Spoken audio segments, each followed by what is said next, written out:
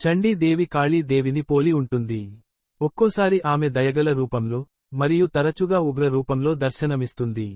చండీ దేవిని దయగల రూపంలో ఉన్నప్పుడు ఉమా, గౌరీ, పార్వతి, లేదా హైమవతి, శతాక్షి, శాకంభరీ దేవి, అన్నపూర్ణ, జగన్మాత మరియు భవాని అని పిలుస్తారు.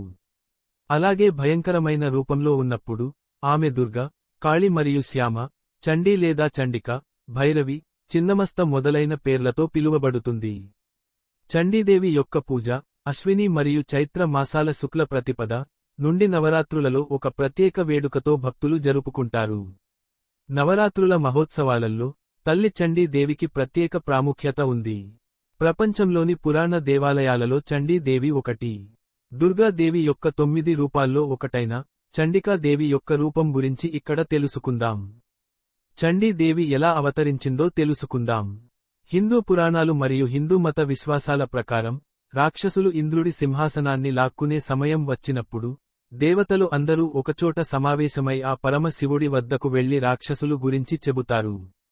అప్పుడు పరమశివుడు ఆది దేవతను స్తుతించాలని కోరారు.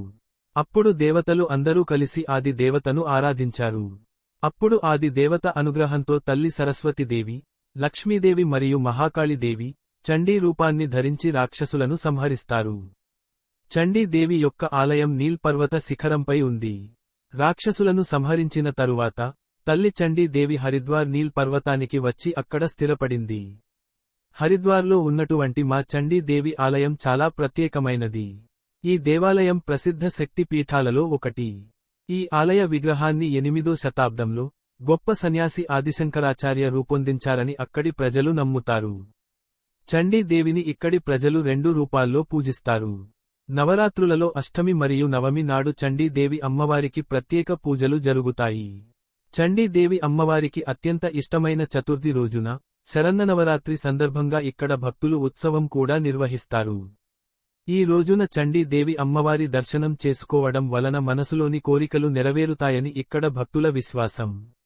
నవరాత్రులు ప్రారంభం కావడంతో ఆలయంలో 9 రోజుల పాటు, పగలు మరియు రాత్రి ప్రత్యేక పూజలు చేస్తారు.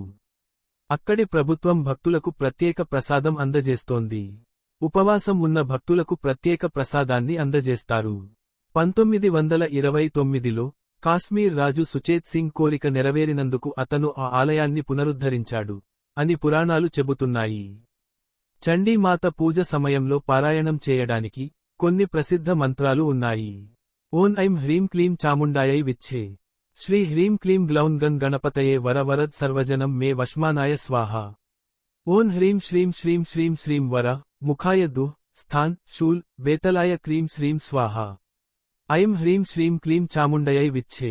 ఈ మంత్రాన్ని పఠించడం ద్వారా దుర్గామాత అనుగ్రహం పొంది శక్తిని పొందుతారు. మరియు ఆమె వివిధ పూజలకు ఈ మంత్రాలు వివిధ రూపాల్లో ఉపయోగించబడతాయి. ఈ మంత్రాన్ని పఠించడం ద్వారా చండీ దేవి అనుగ్రహం పొంది అన్ని కష్టాల నుండి విముక్తి పొందుతారు. హిందూ పురాణ కథలు ను ఆదరిస్తున్న మిత్రులకు అభినందనలు. ఈ రోజు వరకు మన హిందూ పురాణ కథలు ద్వారా మీకు మంచి సమాచారాన్ని అందించడం జరిగింది. భవిష్యత్లో మీకు మరింత చేరువవ్వడం కోసం, మరింత సమాచారం కోసం మా ఛానెల్ని అనుసరించండి.